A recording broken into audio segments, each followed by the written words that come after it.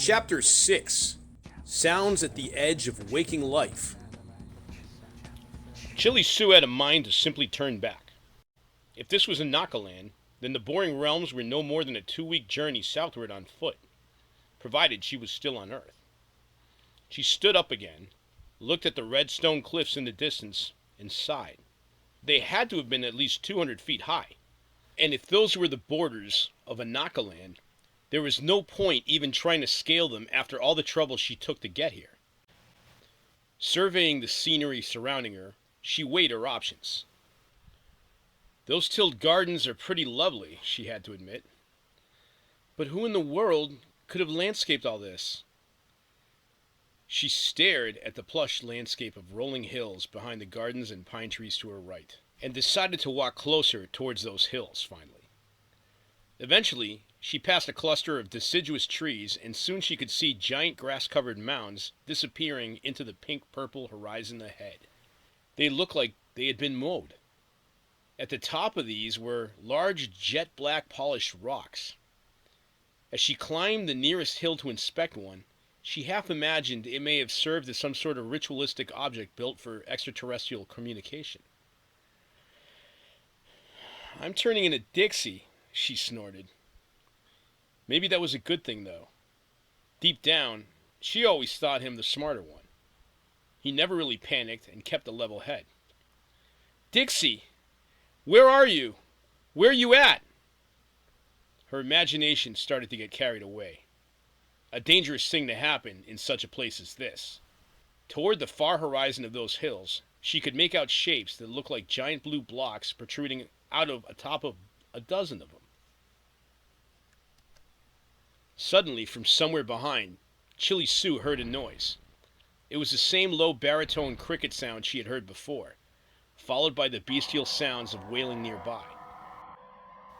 It was right at the threshold of earshot, but it made her jump out of her skin. Which way to get out of here? She thought desperately. Away from the sounds was the most logical choice. They were coming from the direction of the mountain. She decided to try her luck and run towards the giant mounds instead. "But then I'll be farther away from getting home," her own fight-or-flight system said to her. She had to remind herself that if that indeed was the ski mountain that she thought she had visited earlier, what was the point of going back there? She didn't really even know where to go, but if Mount Muhadeo was supposedly east of Kirkertown, it made sense to go in the westward direction. Despite her best efforts, nothing seemed to confirm she was making a better choice, and the uncertainty of that was maddening. Looking around to make sure nothing followed her, she saw a clearing through the deciduous trees resembling a trail. She ran through it, and after a while, the beautiful scenery calmed her nerves again. A flock of winged creatures passed above her as the trail cleared past a cluster of deciduous trees. The creatures looked eerily similar to the quote-unquote trees she had seen earlier, the flying ones that was. Only these flying by her were considerably smaller. Chili Sue wondered how such flocks of whatever they were made out of, whatever they were, picked their leader. Do they vote who to follow? Is there ever a coup to oust the leader from power? These stupid thoughts distracted her enough to miss the trail and find herself slamming into an old monument standing in front of her path. It looked Mesoamerican. A large pillar with the image of an Aztec-looking warrior carved in it, with his left hand making a halting gesture, as if warding off people from entering these hills. Marked on it was a strange symbol of a crescent moon, a sun, and fire. Chili excitedly checked her book. Sure enough, it was the same Mongolian symbol that was painted on the margin on page 234.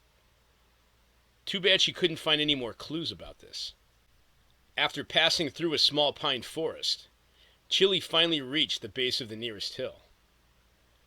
"It's about time," she cried. She scaled it to get a better view and stared at the beautiful pink-purple dust sky still radiating all around her. To the west were luscious green hills. Some of them had curious monuments scattered on them. But this was no time for a sightseeing tour.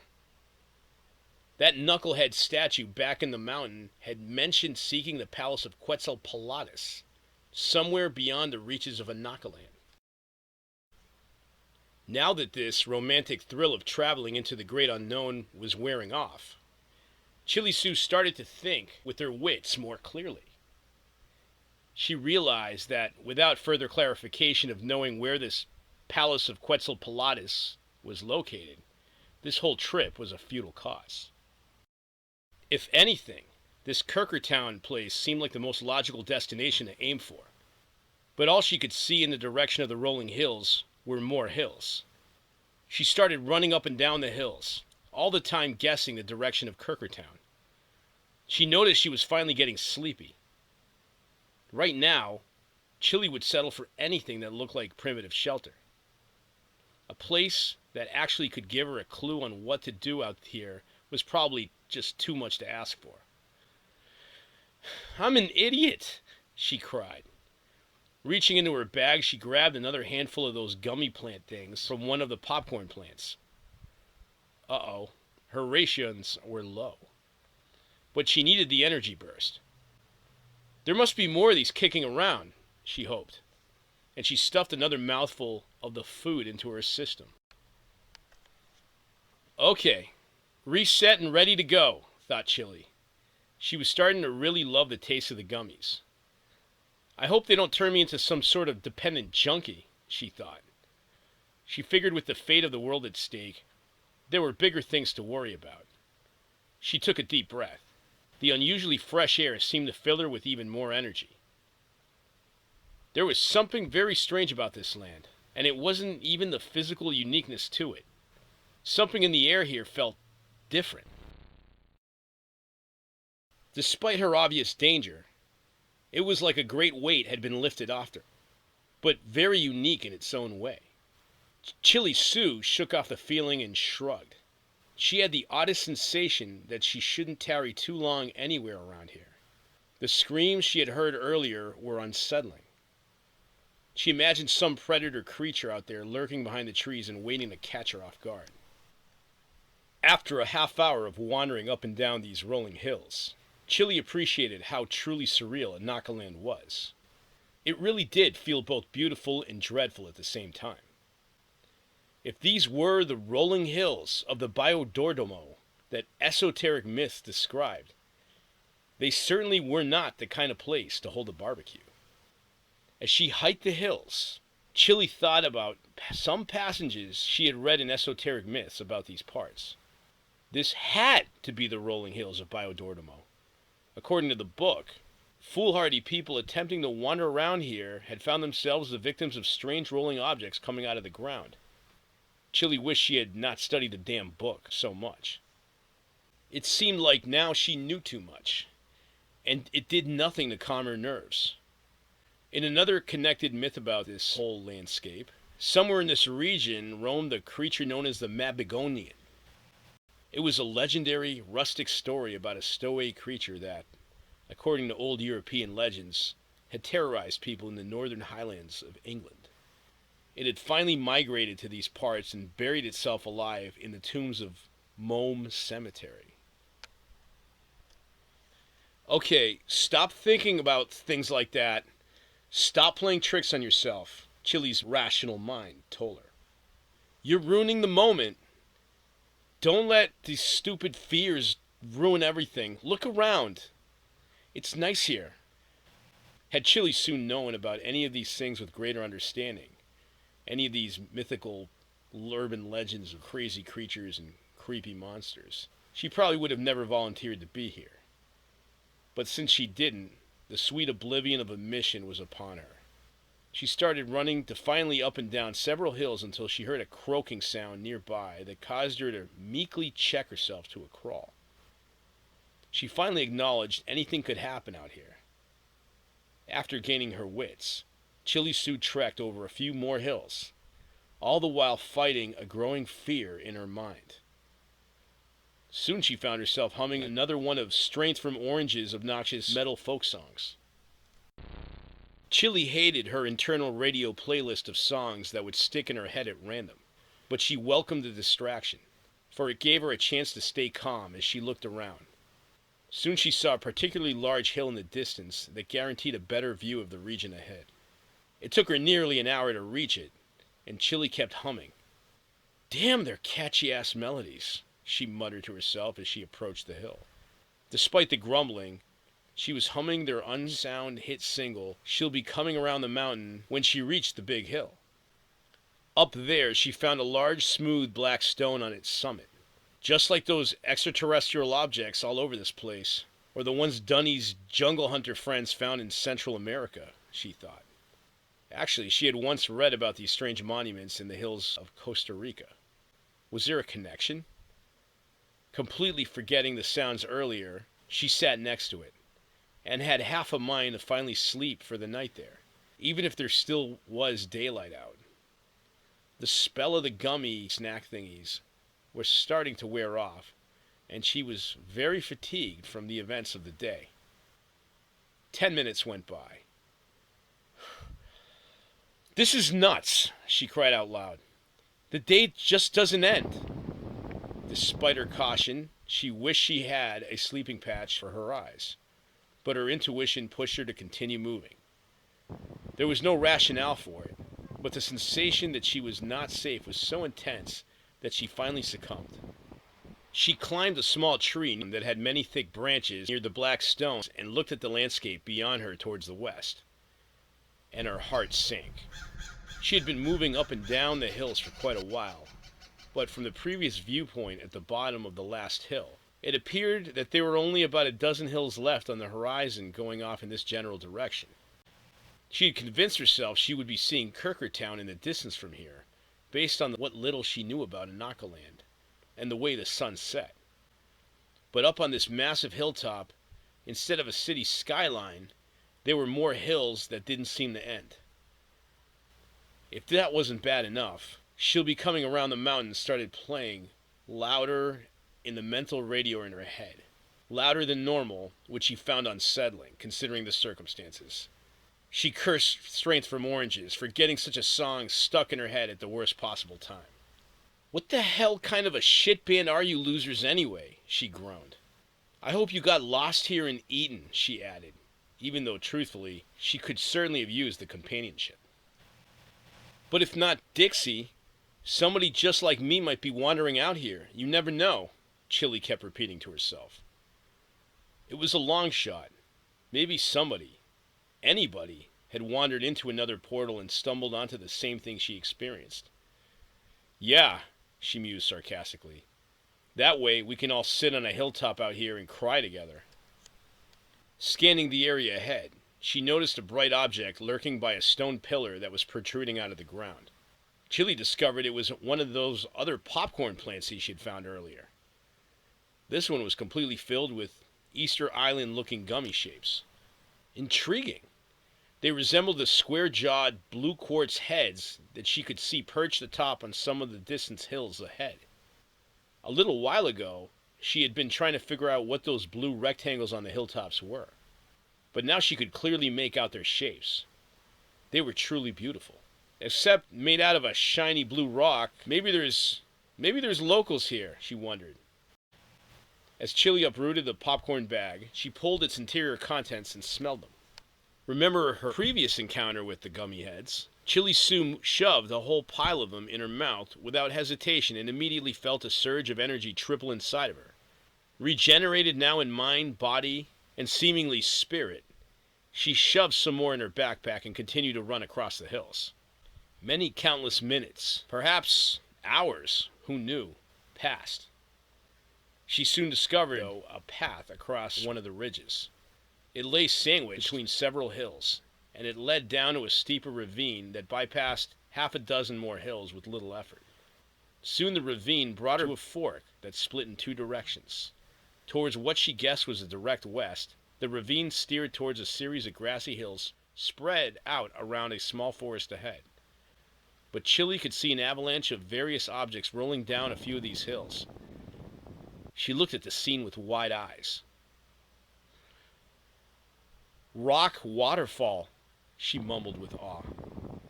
There were rocks literally coming out of the tops of some of these hills like fountain water would be coming out of a spring.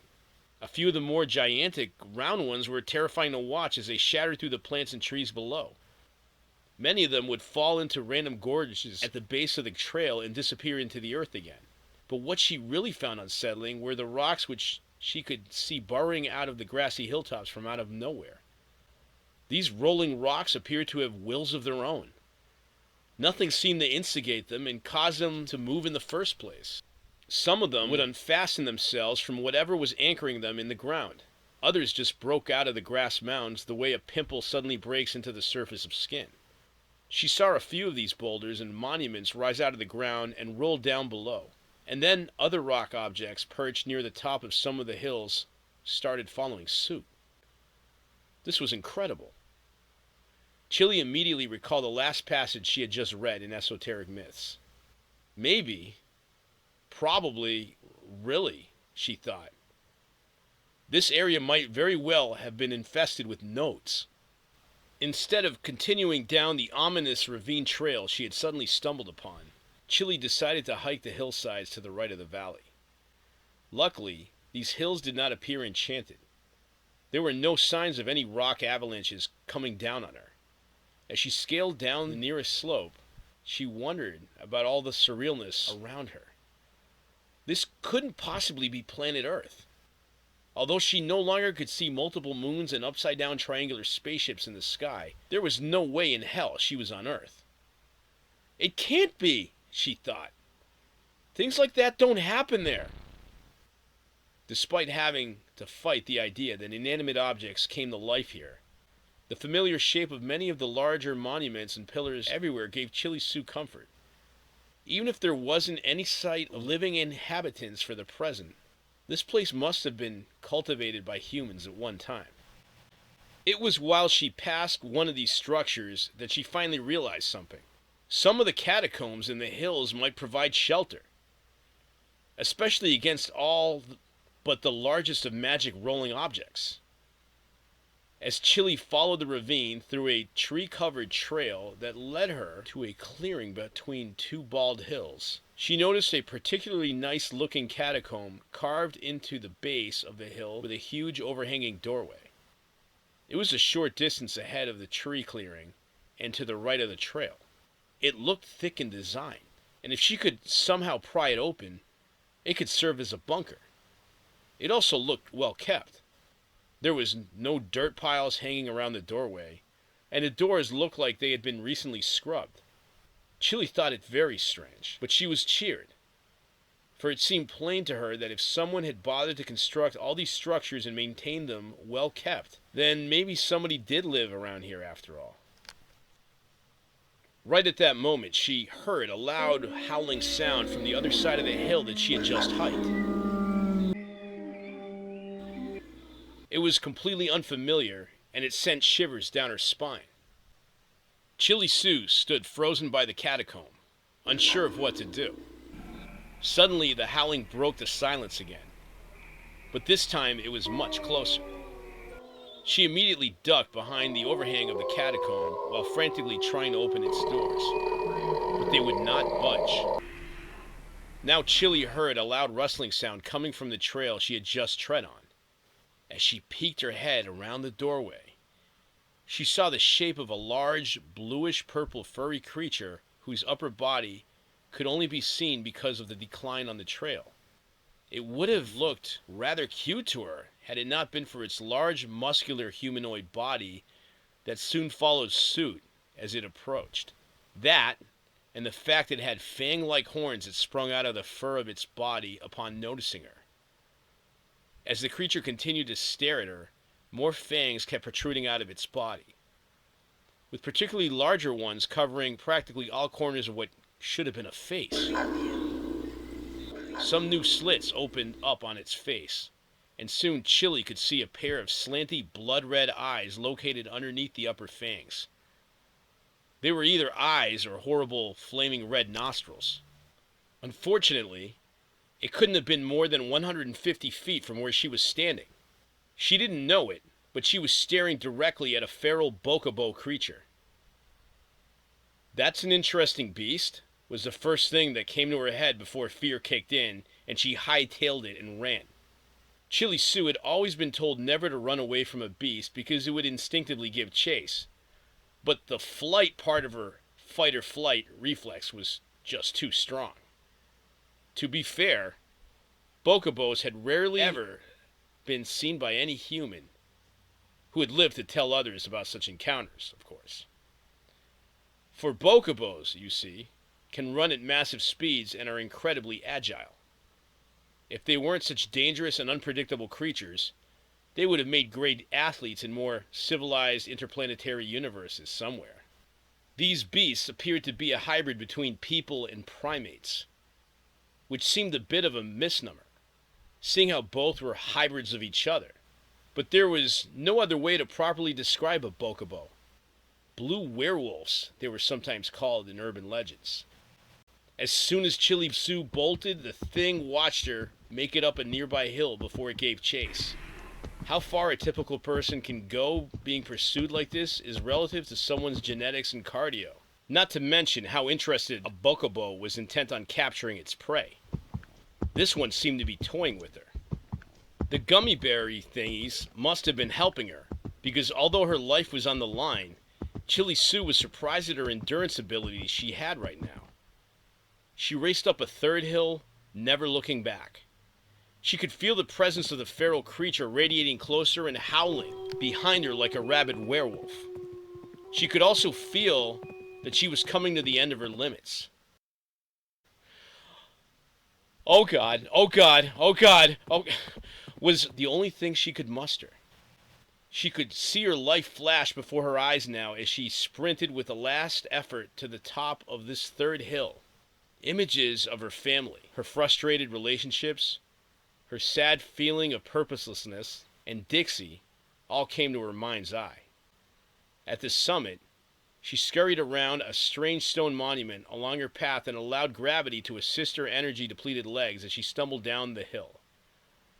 After Chili allowed herself a few seconds to breathe, she got up, and with one last ditch of effort, she managed up a fourth hill slope when suddenly a strange calmness took her that actually surprised her.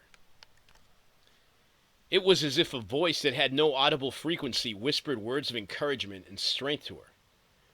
And though she knew she wasn't crazy and couldn't actually hear a voice, it was more like she could feel its intended effects seep into her, like a soft pulse of sound energy she couldn't describe, or like some sort of cosmic dog whistle. A realization came to Chili Sue's mind right then and there. Oh yeah, more gummy food in her bag. Popping yet another mouthful of them into her system, Chili Sue found a renewed energy engulf her. Its real effects soon became evident based on how fast her biomechanics allowed her to move with little expenditure. She sprinted onward for a time with surprisingly minimal effort before realizing she no longer felt the presence of her pursuer. Luckily, she could not hear the horrible howls behind anymore. Upon daring to turn around, Chili Sue noticed there was nothing behind her at all. Nothing at the bottom of the hill as far as her eyes could see. Nothing speeding down the slopes of the hill she had just scaled. And nothing within eyesight that looked truly hostile. The only disturbing things she could see were more non-living objects raising themselves out of the ground, rolling down hillsides in the distance towards the south. That couldn't have been more than 10 minutes, she thought with amazement. Despite the multiple hills, she must have covered at least over a half a mile of direct displacement in that time. Feeling a soothing sense of relief engulf her, Chili Sue collapsed and rested under a bluish-purple monument protruding from the ground.